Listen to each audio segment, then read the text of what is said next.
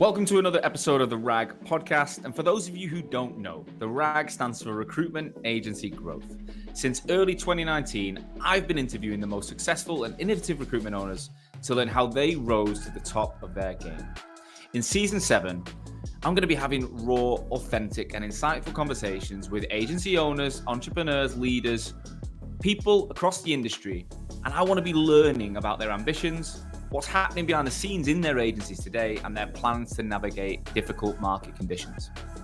I'll be bringing you the latest and greatest recruitment stories every single week on Wednesdays at noon across multiple platforms. Stay tuned.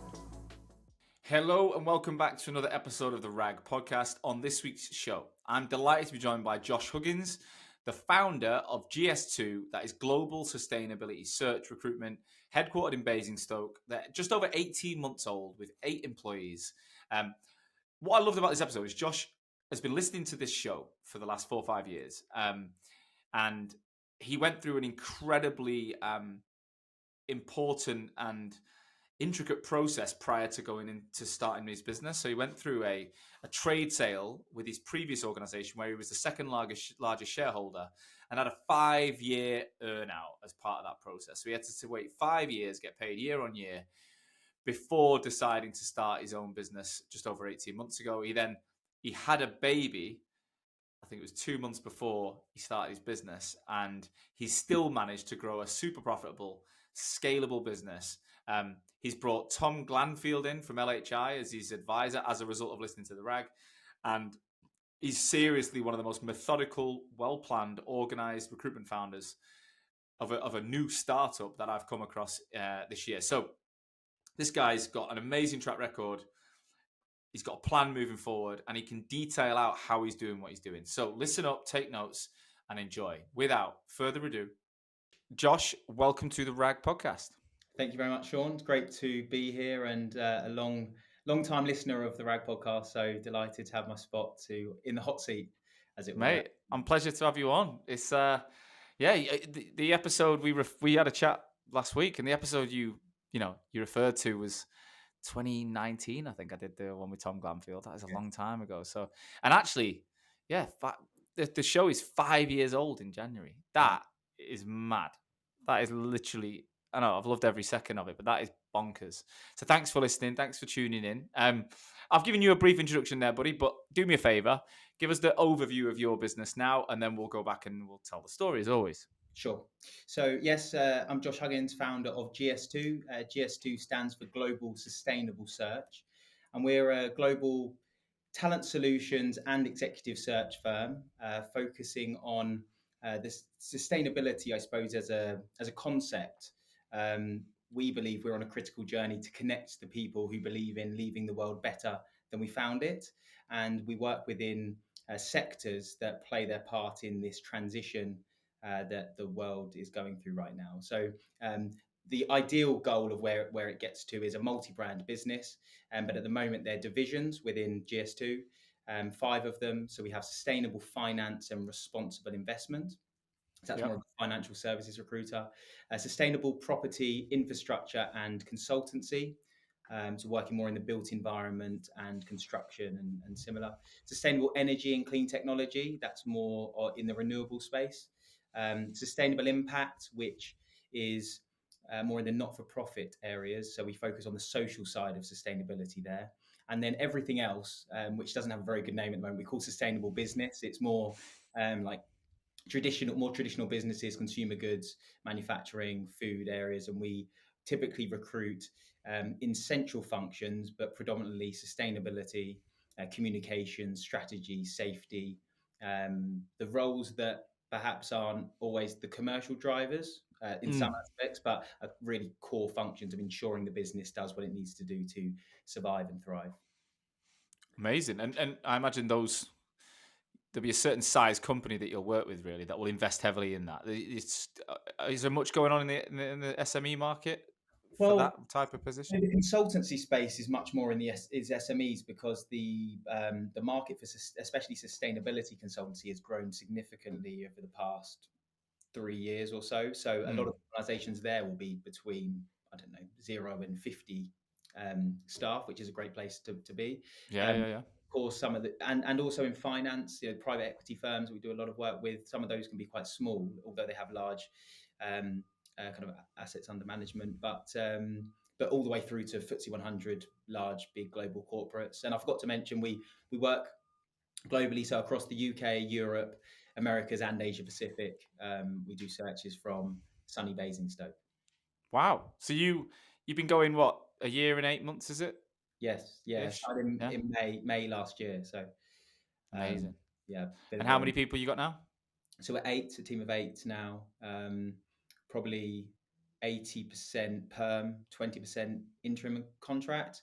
And of the perm that we do, I'd probably say 90% of that is retained. So we can come on to talk Wow. about the methodology. But Well, mate, look, I'm loving the post-COVID businesses. That's one thing I would say. At the moment, I've interviewed quite a few. I've just interviewed another last week, and it, there's such an innovation about this first couple of years in business, and especially in a post-COVID world, in a sustainable, digitally connected world.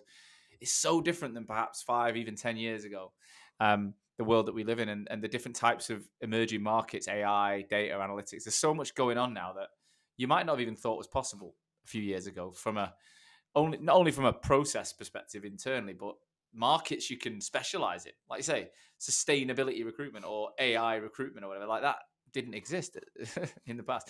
So let's get into the story, Josh. You've been in recruitment a while, so tell us, how did you get into the industry? It was an IT recruitment job you took first. yeah. What was the story about that?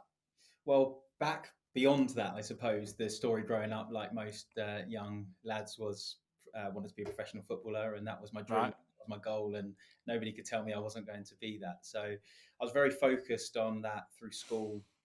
That I wasn't going to have to get a normal job because I was going to be a footballer. Yeah. And I was at Reading up until about 15, on Right. day release from school. So I got to train on Wednesdays and have to go to school. And, you think you're going to make it there in the Premiership at the time. It's Yeah. carpets rolled out for you. And then very quickly, you start to tumble down the leagues and realise that maybe it's not so rosy as it was. What And position did you play? so I call myself, and I know you're a City fan, I'm United, so I won't Yeah. talk too much about football right now, but I call myself the non-league James Milner.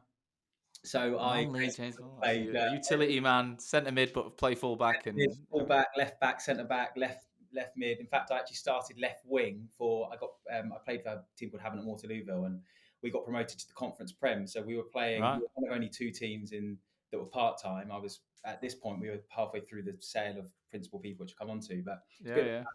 but mad reality.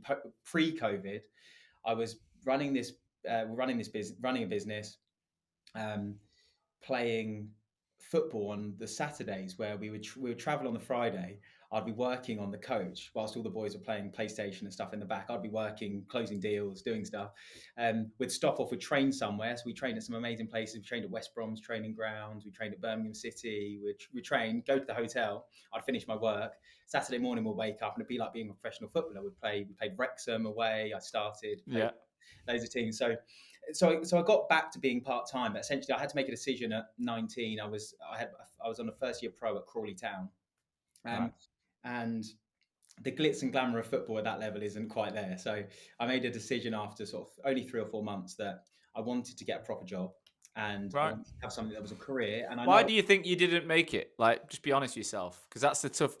My dad was a pro. He was at Everton for 4 years, and he quit at 29.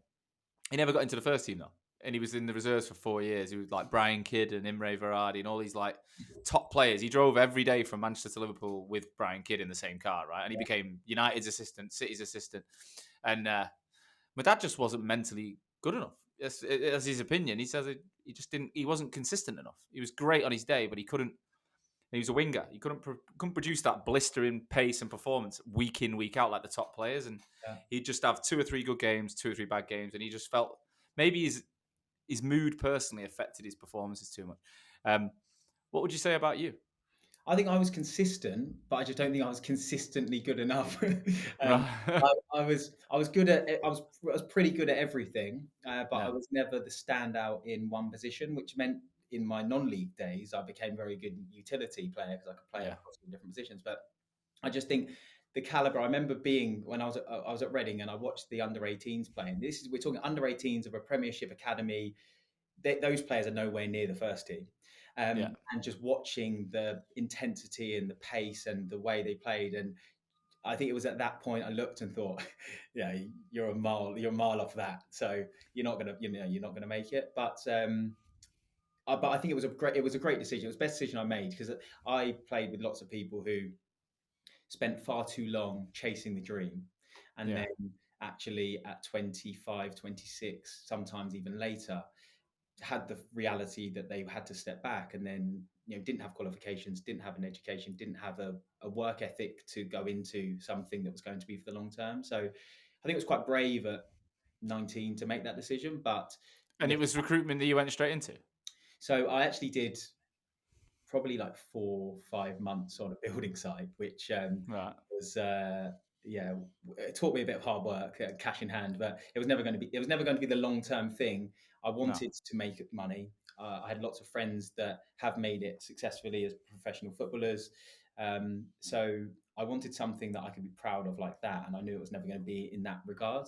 So I just I wanted to get into sales. That was what I sort of thought. I'll get into sales, and I went to I went to a sales recruitment company, but they also did rec to rec. I didn't know what rec to rec was at the time, and they put me in touch with three companies: an S3 company, to S3, to IT Talent, and to GCS. Yeah. And Yeah. I remember, I'll never forget it. And maybe I probably shouldn't name the guy's name, but the guy at S3, the internal recruiter at the time, I remember I had a phone call with him in the car park before I went for an interview with Softcat, which was an IT sales. Yeah. Yeah. Me and I sat in the car park with him, and we had an interview. And he said to me after about 20 minutes, recruitment's not for you.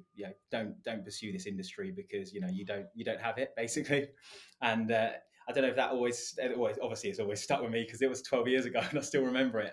But Mate, that spurred me on I, to make sure I was I successful. had literally identical. I was in Australia. You probably heard me tell this story before. And my best mate, or one of them, was me, Amber, and a lad called James who went to Australia. And James stayed in Asia a bit longer than us. Got to Melbourne. We were already working in like building sites and cafes. And James just went straight and got a job at Randstad in recruitment. And he did mortgage advisory and sales in the UK. So we were like, I don't even know what recruitment was.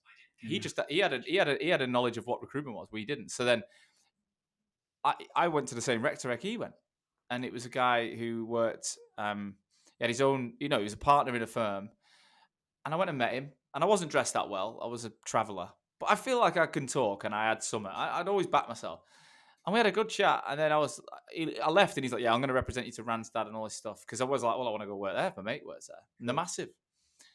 And I heard nothing back, and I chased him for 2 weeks. And then I got an email saying Randstad are no longer taking overseas candidates, so I'm a foreigner, so no chance. I was like, interesting that, because I've actually got an interview myself with Randstad the same week.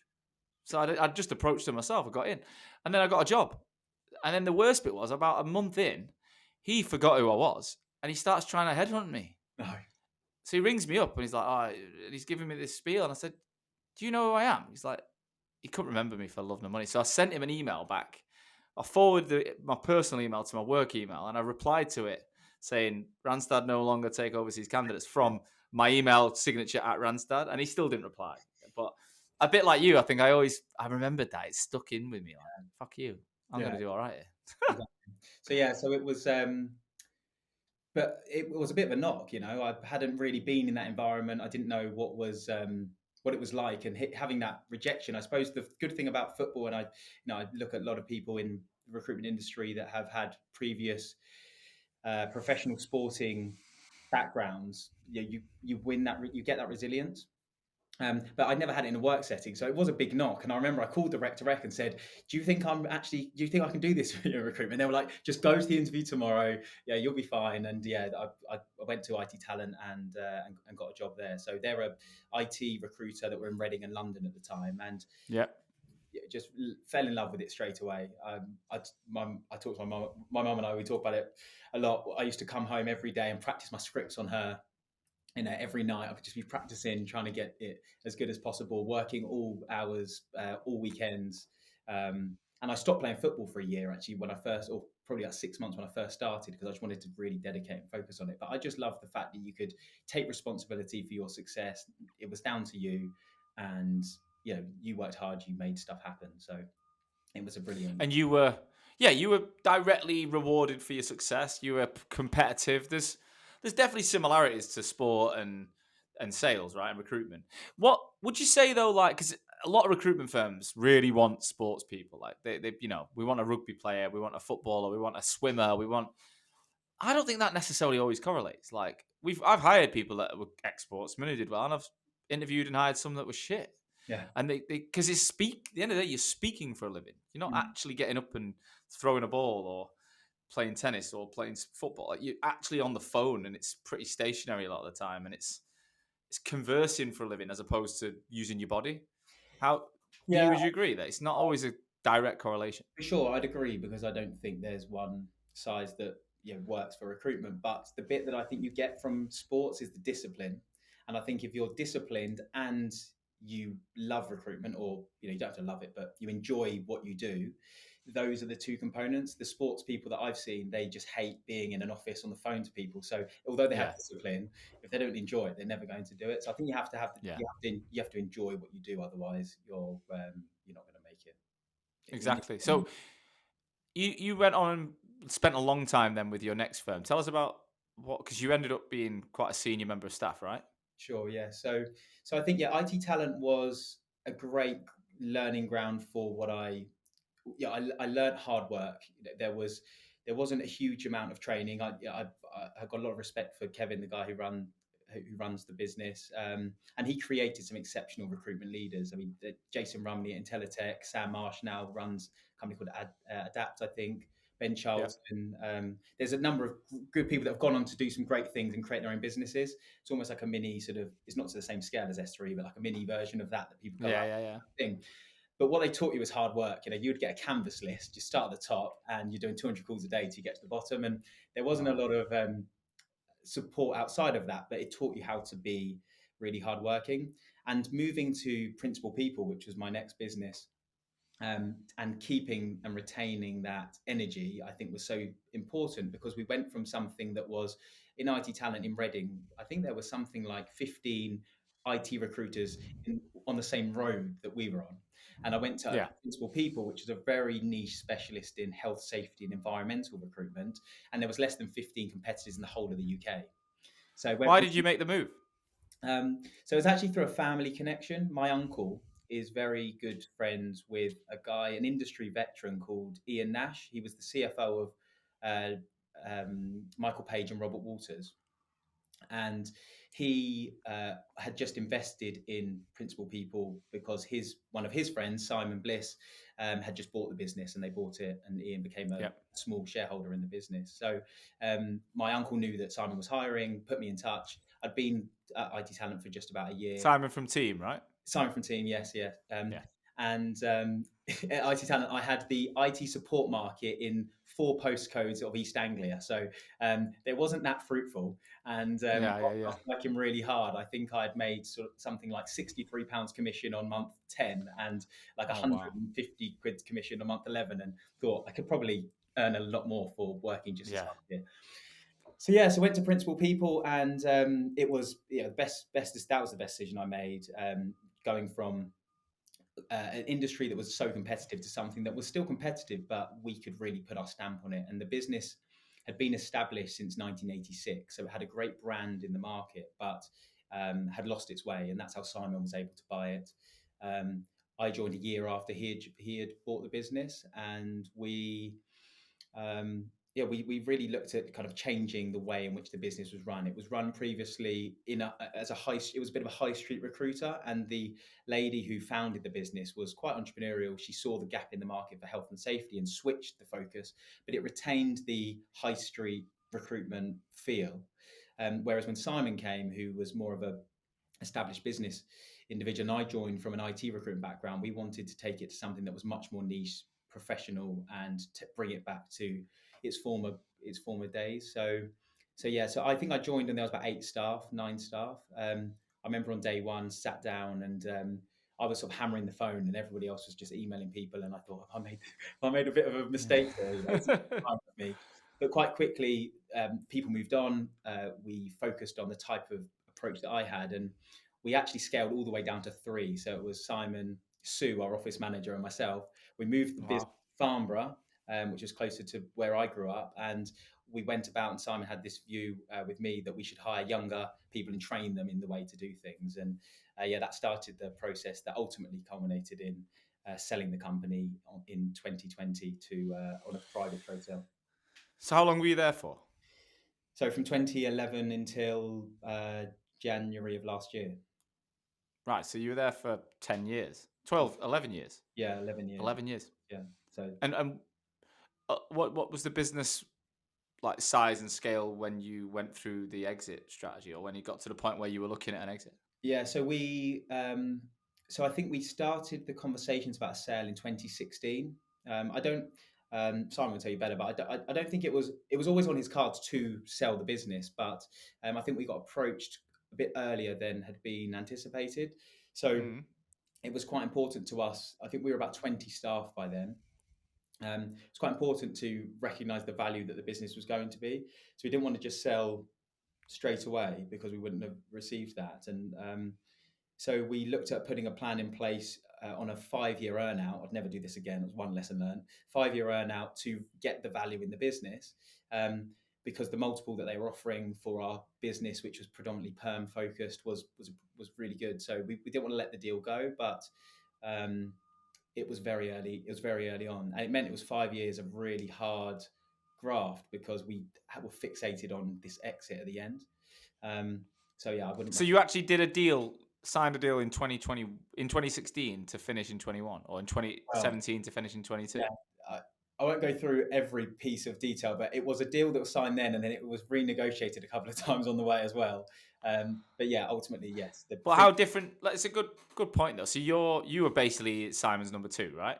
Yeah. And how many? You had 20 odd people. To go from you and Simon running 20 people, what was it like when suddenly there's a bigger company? Because they're an overseas organization, weren't they? Yes. Yeah. Yeah. So well, by that point, although we were 20, we'd started to put in place a good structure. So we had Tara, my fiance now, joined as our talent manager, and she was responsible for all of our internal recruitment and training. So we had a belief that we should recruit talent, non-experienced recruiters and train them in our Yeah. methodology.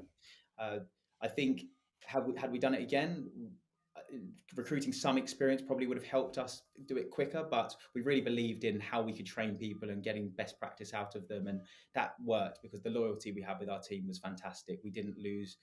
We lost one consultant, which was after the deal had finished.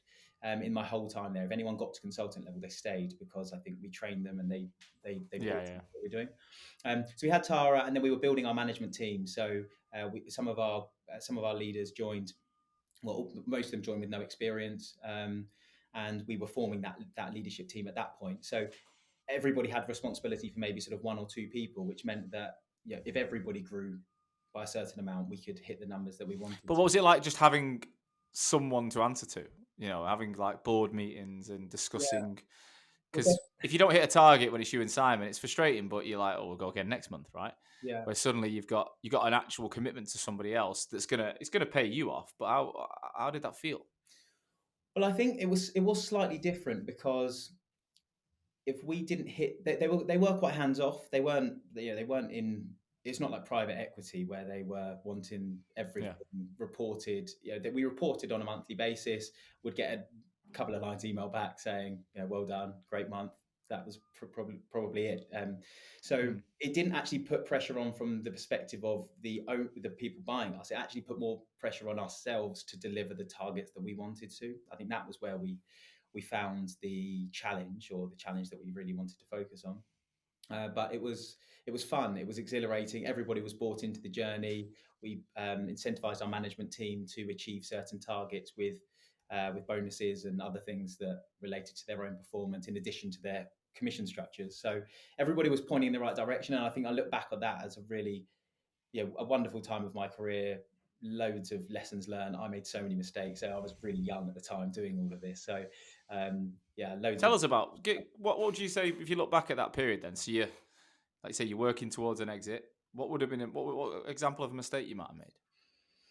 um, implementing new processes and without having implemented the previous ones. So Simon's an ideas guy, so Right. he loves coming up with new That's ideas me. and initiatives, and I was having to put them into practice and play. And we'd have some heated debates about them because he would be like, "Let's just get it done," and I'd be like, "Well, no, we still haven't done the last one that we were talking about." Yeah. And we just it was hard work. It was hard work because we were always striving to do more and to be better. And I think what we didn't do enough of is take a step back and be slightly more strategic. And I think we were dictated to by the time pressure that we were under. If we had a longer term horizon, then we could make bigger and better decisions. But we were constantly having to worry about posting revenue incrementally, increasing it every single month, quarter, year. So we were working very hard, and we're working the team really hard. And I think it was exhausting for the team. We were very much focused on new business all the time, not so much about account expansion. And this is one of the reasons with GS2 why I think we're set up so much better for success. Is health and safety is great, but it's a function, and it's a small function in most businesses. So even Yeah. if you have a very big business, you could spend a huge amount of time business developing into it. But if there's only 10 people in that team, and their attrition is 10%, then that's one hire a year. So you might spend all that time winning one client. That's great. You do that one placement, and then actually they don't want to talk to you for 12 months, 18 months, sometimes 2 years. So Yeah. we're constantly having to do new business. Whereas the Yeah. model that we're looking at now with GS2 is by focusing more on the sector and doing more disciplines within the sector, we can win one client and actually we can provide a lot more to them. So I think that's another sort of lesson. Another thing is the 360 model. I came from IT Talent, which was 360. So when I was leading people, I was like, everybody's got to do sales. That's what we do. And I remember one of my first team members crying, crying on the floor, not wanting to do BD calls. And we actually very quickly realised that she was incredible at delivery. And why would we have her trying to speak to new clients when she hates it and she's not very good at it, when she could be finding candidates for us? And that's what started to build our 180 models. And we're now taking that a bit further at GS2 with 120. But so thinking of different ways to scale, and just general leadership faux pas. Just being a young leader that doesn't really have any life experience, and I bet. trying to. And you're still playing football. And I'm still playing semi-professionally at this point, and we'll probably come on to it. But then in 2016, when Tara and I were together, Tara has a son, my stepson Oscar. He was diagnosed with a very rare and quite difficult condition called spinal muscular atrophy, which completely rocks our world. And dealing with his diagnosis and the challenges that life faces with that was, it's a very, very tough time. But I think we were so driven by what we were achieving and the things that we had on, and looking after Oscar, that we didn't really ever settle to let it sink in. And it probably only after the exit of the business we actually had time to really. A message from our sponsor, Vincere. Another of their products is known as Time Temp. This is your complete integrated timesheet workforce management solution. It's pre-built, it's pre-integrated, and it's designed so no matter how much your business grows, you'll be able to keep track of every single worker in one place in your CRM. All the changes inside Vincere will sync with Time Temp, and they'll be fed back into your account, automating the entire process with two-way sync from your front to back office. Vincere's Time Temp enables you to create shift schedules, search available workers, shortlist and book assignments in seconds. They'll also allow you to track time, track leave, track expenses within their built-in payroll engine. It's called Door Clock. And then they've also got a mobile app for the on-the-go worker. If, again, you're looking to get more from your CRM, Vincere's Time Temp solution is another tool that enables you to perform more of your business-critical processes in your CRM. Find out if you could use Time Temp via the link in the show notes. Right, let's get back to it. What, just if you don't mind me asking, what are the biggest like symptoms, or what challenges did your stepson face as a Yeah. result of the So illness? so spinal muscular atrophy. It's a genetic condition that affects the muscles, the muscles in your body from growing. So he's in a wheelchair. He's not able to walk, and but it's not It's not so much the physical mobility that's so much of an issue. It is an issue, of course, in being in a wheelchair. But he loves his life, and he loves whizzing around and having a great time. But it's also the respiratory muscles. So when you think of coughing, clearing your chest, breathing, all of those things are affected. So chest infections are quite common, and it can be quite tough. So And uh, can he cough himself and clean his own chest, or does he need like support with that? he can, but we have machines that help him do that he has to use every day and overnight, ventilators and Bless him. things. So yeah, it's really tough, and we're under amazing care at Great Ormond Street and locally as well. But the diagnosis when he was first diagnosed was very very bleak and So tough. just sorry to go on. I just think it's really important, actually, to understand your journey. So this is early on in that 5 year period, is it? That did you get with she was working with you, you got together, and she already had a son that was going through some challenges, Well, and no, then he was diagnosed. Is no, that right or not? he was well. He had had some challenges, but Tara and her husband had separated really early into his life. Yeah, We got together before he was diagnosed, so he was yeah. being admitted to hospital fairly regularly, but it was no Was diagnosis. he still a baby basically at that point? So Still they a baby, didn't know what. yeah, Yeah, under yeah. 1 years old, so doesn't know what's we don't know what's Yeah, I've got an 8 week old today, and she's amazing. But yeah, you can't. Yeah, at that age, you can't see. You don't know what's happening, do you? They can't tell you anything, and you're just hoping that they're gonna be able to do these things. And exactly. so again, you've got such a commitment at work, Mm. and then you get that put on you. It's on your plate. You've chosen you've chosen to be with that woman and take that child on. But that is such a major life changing moment. How did you cope with it? Yeah, I mean, I think it wasn't even I don't know, for others maybe, but it wasn't even a question for me. It was like Yeah. that's the decision that we've made. We're together, of course. That's my responsibility, and we've got a great relationship with Oscar's dad. Mm. Um, we're all in it together. So although it's challenges that are prior to the situation you can comprehend. When you're in it, and that's just what you deal with. And Tara's incredible. Her ability to juggle. I mean, working parents are tough as a dad, but Yeah. working mothers have it much harder. I think in the most part. Um, to be a director of a recruitment business that's going through a sale for Tara as a working mother and having a child that's um, being diagnosed and going through this. I mean, uh, So we, she was in the she was in the exit with you then. So yeah, you both, yeah. sure, So did that mean you both had a financial individual benefit that you collectively would realize? So this business was actually, yeah, like everything to your family, wasn't it, to for get in sure, yeah, that absolutely. result in? So yeah, Wow. so it was And put on the line. mate, I can only imagine. And again, I hope you don't take it the wrong way. I wasn't questioning like how, if you were, it was on your plate. I just think it's a lot to take. I mean, I've got two stepkids, and I remember I love my wife and I loved her years ago. And it wasn't a question. As soon as I met her, I knew she had kids. I'd seen them on Instagram for years. I knew she had children. It wasn't, I said to her, like, it doesn't put me off in any way. But then when I moved in with them and I had the reality of every day with these two kids that aren't mine, that have a dad who they see every weekend, that, you know, were fundamentally different. And I've missed out on a lot of time. Sure. It takes not getting used to, but it takes a level of, you've got to work. It's a job, Mm, it's a fucking job. It's an extra big job. Like, I see it as my biggest job, being a stepdad. It's my biggest job, bigger than Hoxo. It really, every day. It's relentless. It doesn't end. And for you, even though it's a baby, it's a lot of work. It is mentally as well. It's like the thought, when you're like, I don't know about you, I struggle with like extra things to think about when I'm, because work's so consuming. If I have like admin piling up, I'm like, it fucks me off.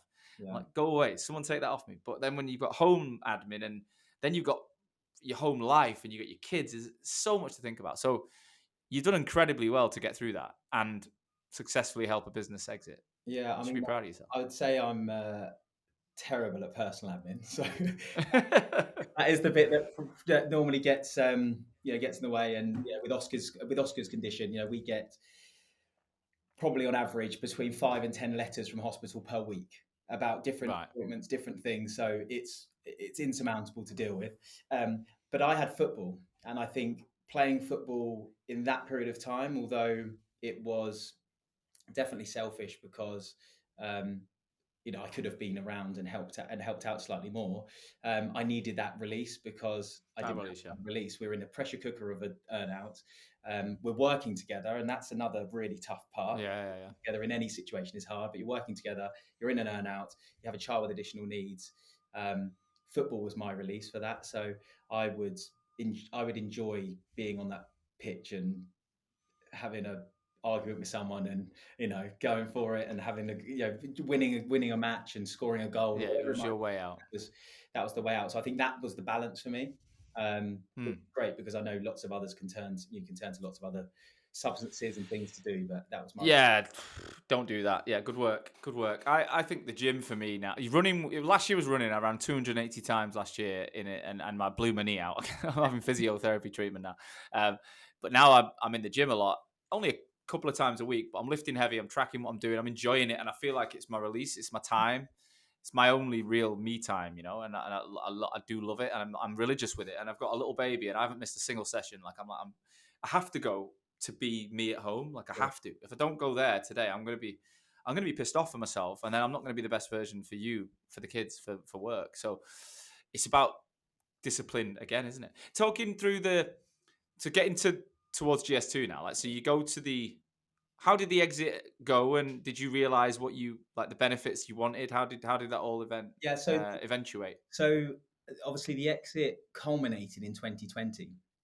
So we're going into 2020, and because the way the deal was structured, the final year was obviously when we would have been our biggest, our most profitable. So we were structuring everything up to that. So in November, December 19, we're thinking 2020 bumper year, This is it. it's going to be great, and then what happened. So we're sat there in March, like, what is this doing? What's this going to do Oh for our deal? You don't no, know what's going to fucking hell! happen. You're Don't do that. thinking, is it going to be Don't. 9 months of loss making that's going to write off everything that we've achieved? What we're going to do? So it was a really tough. That was a really tough last year for us to achieve. But actually, with furlough and the way that we managed it, and clients coming back quickly, it certainly wasn't what we hoped it would be that last year. But it was a structured deal, which meant it worked on an average over a period of 3 years. So in 2020, we still had the good work we had done in 18 and 19 to compensate. Right. An average of those 3 years. So it affected us, but it wasn't. If it was all on that last year, then cool, that would have been a tough pill to take. But fortunately, it was structured slightly differently. So the deal was done, and then it was about what's next. And the view was always that we were going to stay. Tara and I, we were also had another key member of our management team called Naz, who's now with me at GS2, that were running the business. Simon had stepped out operationally at this point and was thinking about. Well, he was supposed to retire, but he actually ended up buying team, which He was was on something. the he was on the golf course and he changed his mind. Yeah, something. I I'll get think. Simon on here soon. Yeah, for sure. But but yeah, he bought team. So he was out of the business, and we were like, what are we going to do? And it became quite clear during the process that I think our not values, because I think that's probably too much, but our way of doing business was different. And if You and they the you parent company that had bought the business. parent company are a big temp recruiter. Um, they do blue collar workers, loads of them across Scandinavia, 45 offices, I think, across Scandinavia. They rival the likes of Hayes, Adecco. Right. They do generalist recruitment. So why they bought a permanent focused specialist recruiter in England is a bit of a question, to be honest, for us. But they didn't really know the business. So they, at that point, obviously we're now reporting to them a lot more, so they were starting to give direction and we were having to run things past them. Prior to that, even during the earnout, we didn't. And I think it became quite apparent quickly that it probably wasn't going to work. But we saw an opportunity with the pandemic to try to buy the business back, and essentially we went through the process to raise funds to to offer to buy the business back. Went through discussions, due diligence. We raised the funds, the financing, willing to put houses on the line, all of that stuff. The CEO, not the owner of the business, but the CEO gave us his approval on the Monday. It's all happening. Yep. Remember the line he said was, "Thanks for fucking up my strategy," but in a jokey way, because Yeah. it's come out a bit out of the blue, but needed to get completed on the board meeting on the Wednesday. Wednesday comes, we don't get a call, so we're like, what's going on? Thursday, nothing. Friday, get an email from them basically saying, company's not for sale. And if you do want to buy it, you're going to have to put another $1 million on the valuation to get it. It's just like, this is, yeah, No. obviously you're not selling. So then it was thinking about what's the future and what we're going to do. And that's when. So when was that? When was that happening? That happened sort of probably end of Q3, 21. 2021. So 2 years ago. So yeah, about 2 years ago. And I think from then the writing was on the wall that I was going to do something. I was going to do something else. I always wanted to start my own business. I wasn't sure what it was going to be. My plan was always get into principal people. We sell the business. I'm 30. I had two ideas. I thought I was going to leave principal people, join a big corporate, learn how they run things for 2 to 3 years, and then set up at 33. But I sort of looked around. I didn't speak to anybody. I just sort of looked around at businesses, saw what probably I would do if I went into one of those firms, and what commitment that would need, and actually what it would take from me. And I thought I probably know most of this stuff. One of the best tips I got from my uncle actually when I joined Principal People was, you're joining a small business, do your job, be a great recruiter, but learn the business, learn what happens, sit with finance, find out how they send an invoice, how do they do credit control, what does invoice discounting mean, how do you look at corporation tax, all the stuff that as a recruiter on a day-to-day basis, I'm sure you saw when you set up Hoxo, changes for you, but you don't know how to do it sometimes. Yeah, I was the opposite. I got involved in none of that at my old place. Management, but even I didn't even have P&L responsibility. It was just hit a target. That was it. For sure. So when I took on my own business, it was like, right, I'm doing this all for the first time. Yeah. But I completely get it, mate. I think you'd have took that corporate job for 3 years, and you'd be 3 years behind where you are, where you'll be, right? And some people, I know a few, I won't name them, I know a few people that are still on that journey going, one day I'll start. And I think they're on such big wickets, and they've got good lives. Don't get me wrong, they've got great lives. But what are they going to start when they're 40, 45, 50? Like, 30 is an age, mate, where you're like, something about you just clicks. I started my business at 30, and I was just like, fuck it, I'm on it. Like, 20s are working for someone else, 30s are working for myself. That was like my mindset. And I'm 37 now, Christ. It's going quick, but it's sounds like you made the right call. So how did you come up with the name? Well, I mean, I don't know how you've came up with Hoxo, but it was a long time coming. Yeah, about 100 names. I've burnt through notepad lists of names and what it would be, and every name you get to, you're like, okay, that's the one. You go on Company's House, and there's another one. And yeah. So I can't. Tara tells me that she came up with it. I can't actually remember that she did, but maybe I'll give her the credit for it one day. But essentially, broke it down. I was breaking down, what do we do? Like, that's this. Let's start with that. What do we do? And essentially, there were three main things I wanted to do when I set up the new business. I wanted us to do global, because I think post-pandemic could see that you can work globally much easier from the UK. I wanted to be focused on sustainability, so I said Principal People was health, safety, and environment. The environment part had been growing significantly in our time there, and this broader concept of sustainability was something that was coming through.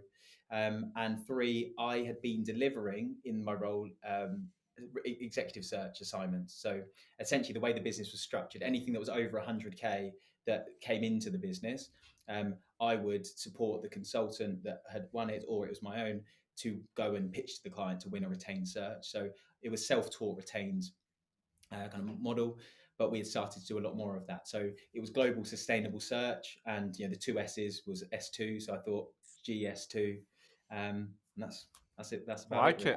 Yeah, I love it. And Tara didn't start the business with you, right? She's not. No, is she part? No. This was some interesting discussions, because so we had been through what we'd been through. selling a company in a pandemic as well added another layer of complexity. And I think we just said our relationship would probably not survive setting up a business and it just Yeah. being us two. Like in principal people, when we sold, we were about 42 people, and Tara had responsibility for one half of the business. I had responsibility for Right. the other half. So there was a filter between us of our areas of Yeah, responsibility. yeah, yeah. Sitting down on day one in the same room working on, it would have been tough. So yeah, we made the decision not to, So which what, did probably. she go and get another job? What did she So do? yes, he took a bit of time out because Hugo was born. So yeah, it all happened really. In January resigned. In February, Hugo, our son, was born, Right. and in March finished, and then in May I set up. So Tara took some time off Yeah. for him, and obviously for Oscar as well, because Tara's back in the office working after I think a couple of weeks with Oscar. So Wow. Yeah. No. she needed some time. Fair. So tell me about the journey then. What was day one like? How did you set it up? So day one sort of probably started with the negotiations of exit. So we were it was on a 2-year non-compete, and because it's an SPA, a share and purchase agreement, it's significant. You can't. Employment contracts are one thing, and Yeah. how enforceable they are, but an SPA is something that is laser. You can't get across Yeah. it. So it started. The negotiation was, what are we what am I going to focus on and what am I going to do? And part of my argument was, when I've been going back and forward to Copenhagen, my view was we need to invest in sustainability. It's the future. The health and safety side is great, but let's really invest in sustainability and move it forward, and they need some capital to do so. And they were just very much like, you're doing a great job in health and safety, keep doing that. So how did you, yeah, how did you get them to waive sustainability? Or did you have a battle around what you could and couldn't do? Well, my point was that we weren't doing sustainability because that's what I was asking for investment in. So we need to be sensible about the fact that clearly there's not a client base here. Um, and I had a notice period as well, and we started to use that as a negotiating tool. If I take less notice period, I'm happy to walk away with less, Yeah. but you open it up. And ultimately, we ended up agreeing on three companies that I was able to engage with. But bearing in mind, I wasn't very operational in recruitment, so I had been delivering some exec searches, but the rest of the time it was the team that was delivering it. So I didn't really have relationships on the ground. So we agreed 3 companies that I could work with, and and the fact I could work in sustainability, but it couldn't be a client that principal people had worked with in a period of time. Right. So yeah, day one was a bit like, okay, this is real. What are we going to do? But at Did you work least I from had, home? Did you get an office? How did you do it? yeah. So worked from home to start with, and I just thought I want to scale. I want to grow. I've got my plan of what I want to do, and by the end of this year, when I set up, I want to be 12 heads. That's my goal. But the way to do that is, I've got some money and capital from the deal, obviously. Um, but I need to bill. That's what I want to focus on. So I just So you sat didn't want to down. just spend your own money on it. You wanted to go and earn it first. Well, no, I put my money into the business. So I put personal funds in to get things going, and I invested Mm. in a few things. One being Hoxo, Yeah. and a few other areas that I suppose at the time some people were telling me I was a bit mad on, and you need to just focus on getting money on. But I could see the long term, and my view was, I'm taking this long term. I've been in an earnout for 5 years, and if I've been preconditioned to worry about literally every pound that we spend, because based upon the multiple, every pound Oh meant yeah. a lot for us. So now I'm thinking, long term. So I started to invest in areas, but Be I a nice knew feeling to take that kind of, like you say, pressure cooker, forensic, every pound matters off a little bit, and just think, right, there's no pressure if I get there in 1 year or 3 years. I've got to get there, and it's my way.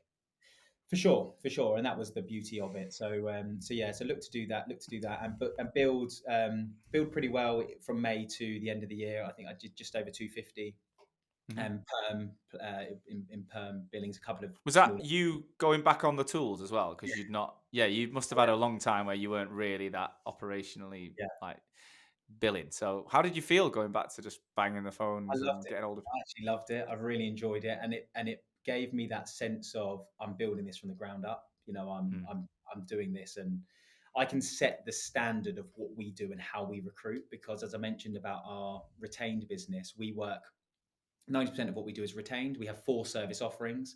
3 of those service offerings are retained service offerings, and varying levels of fee based upon how intense it is. So I was able to really curate how do we work, what do we do. We have something called a steps to placement in GS2, which basically was me doing absolute best practice. From the moment we start talking to a client about a potential vacancy through to 3 months after the candidate's been in post and we've maximized the revenue opportunities of referrals and other things, what do we need to do? And it's 106 steps.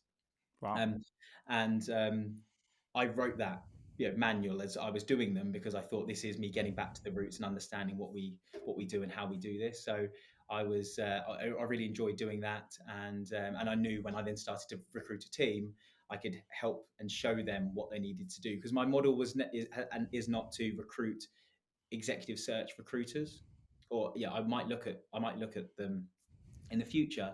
But for me, it's about recruiting contingent recruiters who are hungry and determined, and teaching them how to do more retained models and methodologies. I think it's a much better way, because exec search can be very slow and the fees are big, but it's hard to performance. It's hard to understand performance in that regard, because it's lots of Yeah. lunches, dinners, coffees, and it doesn't.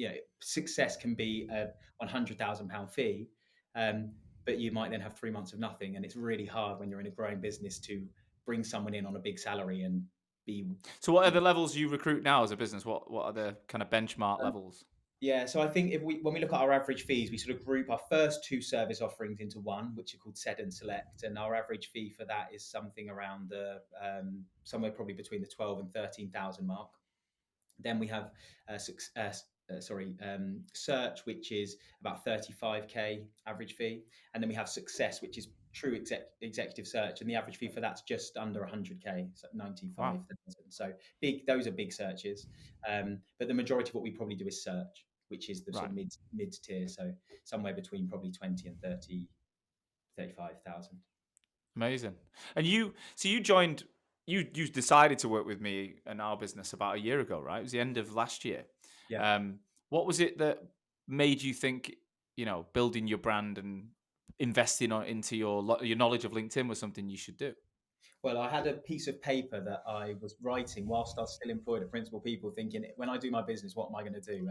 And there was a list of different things in there, and one of them was personal branding. And I've got it somewhere in my bag probably. It says personal branding, and it's got a dash, and it says Amelia Sordell / Hoxo. And it was like, Oh wow. yeah, what Which am I going one? to do? So I think I just saw your face and Amelia's face constantly on my LinkedIn feed and thought, you guys know what you're doing. Mm. The thing I think with Hoxo, when I spoke to you, was um, I felt it was slightly more replicable, and it was a process to follow that I think the team could deliver upon when they join.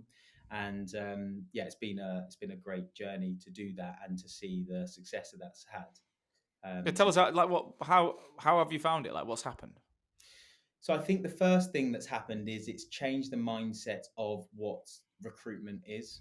I think as I went back to, we were very focused on new business in Principal People, which meant lots of cold calling, business development, and trying to create new opportunities, but not so much focusing on the existing client bases and contacts that we had so much. We had a few ways in which we did do that, but it certainly wasn't a main focus. I think the biggest impact for me has been being able to stay connected with the clients that we've already done business with. Yeah. Um, it's not it's not had as much success probably on the new business side of just people randomly reaching out. It does happen, but it's probably more Yeah. candidates that are looking.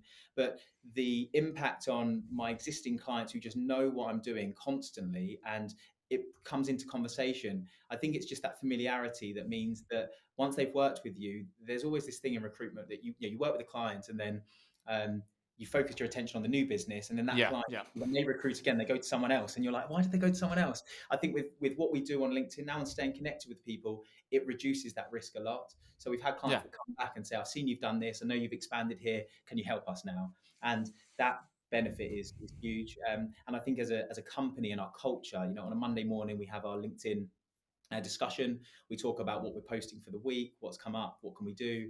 And Kira, who works in our business as a talent manager, she does our company page. So she's using the content from the Yeah, team. the same strategy. She really pushes it.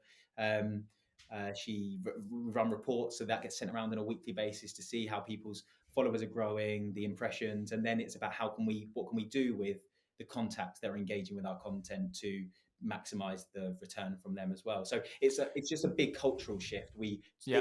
It gets spoken about it probably gets spoken about every hour in the office. Something to do with how we engage with our LinkedIn And if 2020. you had to put like a monetary value on an ROI, because people always say to me like, "Does this make money?" And I'm just like, "We wouldn't be working together if we did make money, right? Yeah. Because you had my name written down before I'd even spoke to you, right? So I know I've felt it. My whole business is built on it. But for you, like, if you had to go with like a ballpark figure of revenue that you could say is attributed to what you've learned, what would you say that would be?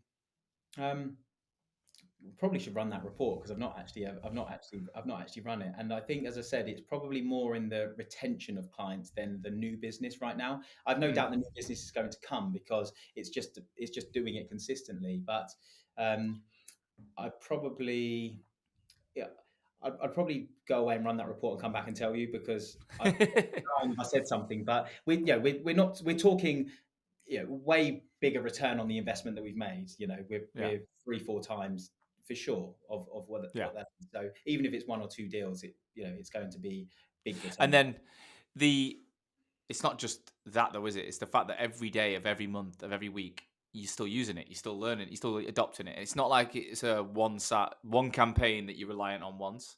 No. It's a skill set, it's a methodology, it's a skill set that you'll always be able to implement. So, And the um, other bit that I don't think gets thought about with it so much, but it's certainly something because we haven't spoken about Tom, but something that Tom and his engagement with the business has focused on is about internal recruitment. And I think from an internal recruitment perspective, it's so crucial because as the yeah, founder, especially in our stage and under 20 staff, people buy into the business to a degree, but they buy into the founder most importantly. So yeah, of being course. able to be personable and engaging on there, and the people I reach out to now, they already know a bit about the business, they know a bit about me, they know about Oscar, they know a bit about my situation. So we can get down to it, and it's much more relatable quicker.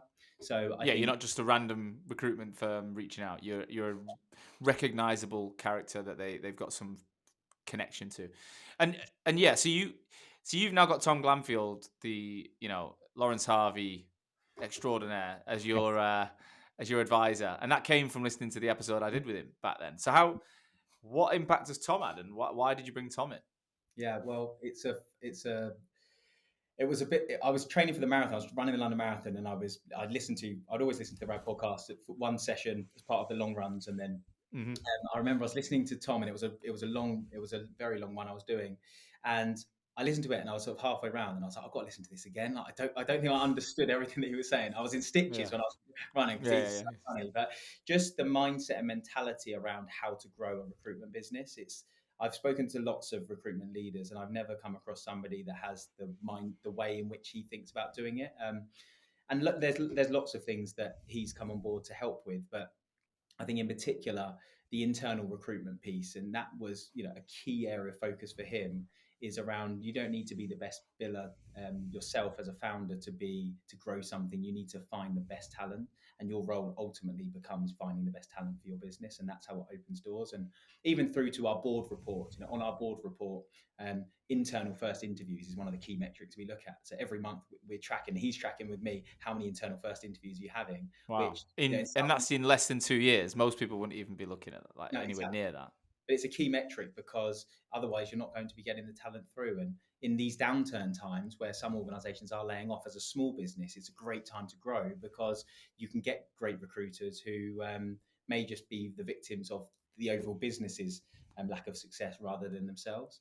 So yeah, it's been transformative to have him on board, and even to as far as just last week we hit our incentive, which I ran for the business, and Tom's very kindly donated his amazing chalet in Chamonix. So we're, as a company, going out there in February to experience what it's like to be living in the fast lane, shall we say, and Mate, experience some of that for it's Tom. exciting. That'll be a nice way to get to the like 2 years since you finished your previous nice celebration in February.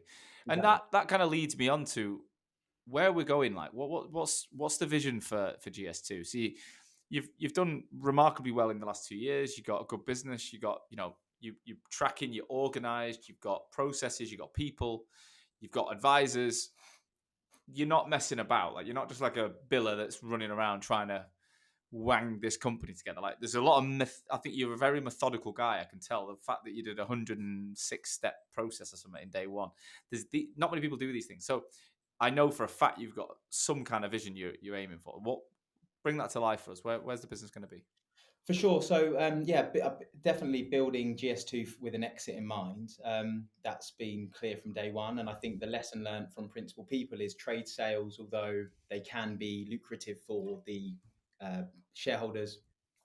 Our second largest shareholder of the business, but the culture changed almost overnight when that happened, and I didn't like that, and I think that we built something so special for such a long period of time, and then it just dissipated really quickly. So Wow. for me, in selling the business, I've been clear with the team and the staff. I really want to do it through two ways. One will be an MBO. I think focusing on that will mean that we're recruiting great people who can replace me ultimately and to grow the business beyond, or an EOT, which of course is what LHI did recently and is another great way to keep it internal. So it's a way to protect the business, to keep the great people, to give them a slice in the business and to grow it forward. And that's our plan of what we're looking to do. Ultimate goal is to do it by 2030, but I think the backstop is 2032. So yeah, You'll only be what, like 40 then? Is that the plan, roughly? Yeah. Yeah, And that's what I had a plan for Hoxo when I started at 30, that I didn't say I'd sell it at 40, but I said I'd be in a position where I'd be financially free at 40, which is that was my driver. Was just, I'll be in a position where my future will be set. I'll have the funds away and I'll be able to make decisions as to how I want to work, when I want to work, why I want to work, as opposed to having to do it. And I feel like we actually are on track to where we want to be, but we've not even scratched it. It's like 7 years in and you're like, we're not even started yet. I don't know. I think you're the sort of person you are when it's your own baby. 7 to 10 years will go so fast. You'll have another plan 10 years later for that. Yeah, for sure. But we're in the UK right now. We're 8 staff. Want to be 12 by the end of this year. I think it's going to be tough for us to achieve that, but we'll make up for it next year. We want to be 25 by the end of next year and have key presence in each of those 5 divisions with a leader, or if not a leader yet, a leader that's in the business, a future leader in mind. We want to be in the US. We're going to be in the US probably late next year or early 2025. We want to be in Europe as well with presence. So we see the ability to grow the business very clearly. I think that what it comes down to, though, is finding the best people to join and be inspired by the journey. And we haven't really spoken about it, but where we're located means we're not in London, so it's tough to find good talent. But the viewpoint is if we can find the people who want the London type of growth from a company, but doing it more locally in a sustainable market, or a market where you actually can make a difference as well, because we haven't really spoken about that. But we're a B Corp business. We give 5% of our profits to charity. We give the staff 5 days of annual leave to use towards good causes. So we're doing it in an ethical way as well. Of course, I'm commercially driven and I want to make money for myself and my family, but I believe we can do it. But both can happen coincidentally. We can make good money, Man. but we can do because it. You've got the Edison Smart guys obviously are in Basingstoke, right? They must be the biggest thought. Is there anyone else that's there that's obvious? That's there's Hayes and others, but yeah. in terms of When it comes to like a boutique growing something special, yeah, but those guys are good. They were in our office. They've literally moved just that round the corner to a bigger space. They're doing phenomenally well. I listen to their podcasts, and Kieran, our team's connected to their talent leads as well. So they're doing good things. So yeah, we watch what they do, and of course we're replicating some of those areas. But it's mate, it's good. you're absolutely, it's inspirational what you're doing. Obviously, I think we need a part 2 episode to this because there is a lot we haven't got to, and I think next year we should see how you're tracking in 6 to 12 months and have a part 2, and we can dig into what you've done since, and then more of the longer term vision and how you're running it. But I'm really interested in this, getting people on and then tracking them a year later, and like people seeing the journey unfold, as opposed to it just being like, telling people you're going to be, because that's what I did with Edison Smart. I had them on a year ago, and then I had them on a few months ago, and it's incredible in a year what they've done. They've opened up Dubai, Sure. they've done all these things. Let's do it. Let's get you on in the future. And Yeah. if anyone's sat listening, obviously, if they want to work for you, get in touch, because you're hiring for sure. Yes, But if they wanted just to pick your brains on anything to do with, your exits in the past or your plans moving forward, the sustainability market, the B Corp certification, you're open to a chat with anyone and give them some advice, I imagine. For sure. And I think, one of the things I was very mindful of coming on now is it is early on, and there's been so many amazing recruitment leaders that have sat speaking to you on this podcast. And I didn't want to do myself a disservice from coming on too early, and it probably is a little bit early. So absolutely would love to continue talking and showcasing where we get to, because we're on an amazing journey. I know we're going to have a huge amount of success, huge amount of fun. Would love to talk to anyone that's interested in either working for us or networking. But yeah, definitely let's stay in touch, because it would be great to see how the journey unfolds. Legend, mate. Thanks so much, and best of luck with everything that moves forward. Cheers. Thanks, Sean. Thank you as always for listening to today's show. I truly hope that you got value from it. Honestly, it's the only reason I take time every week to ensure that my audience, you guys, future and existing recruitment owners, you're learning from each other to make this industry that I love so much stronger. And today's episode is brought to you by my business, Hoxo. I'm the CEO and founder, and we're on a mission to help brand recruitment agencies and their people better. I want to help people have the tools to stand out in the most competitive markets in the world. We're currently working with over 350 recruitment agencies and 5,000 of their consultants right now, helping them to build their personal brands, to consistently win more business, attract talent, and just become that go-to recruiter in the market. Now, we do have a huge coaching program, but a lot of people don't know we also manage the brands of a lot of founders, and we can do the rebrand of that company organizational piece as well. So if your recruitment agency either needs help to look and sound exactly how you want it to, or your leadership and consultant level need to get out there and drive more traffic back to that website, to the business, and start using LinkedIn to generate more revenue, then you should definitely be reaching out to us. If that sounds of interest, please do visit www.hoxomedia.com or drop me, Sean, a personal message on LinkedIn. I love hearing from RAG listeners. I would love to talk to you. Look forward to it. So I'll see you again next week with another episode. Catch you soon.